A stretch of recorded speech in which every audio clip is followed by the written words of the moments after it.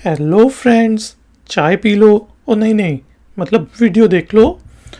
आज के iFactioner के लर्निंग वीडियो ट्यूटोरियल में हम इंग्लिश के वर्ड बैड को डिस्कस करेंगे।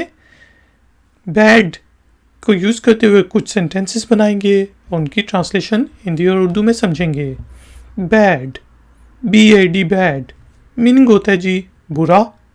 जैसा बैड मूवी, बैड टेस्ट के तुम्हारा अगर किसी का मूवीज़ के बारे में बहुत बुरा टेस्ट है तो हम कहेंगे your taste related to movies is bad, या your taste regarding movies is bad, क्या तुम्हारा मूवीज़ का जो टेस्ट है वो बुरा है।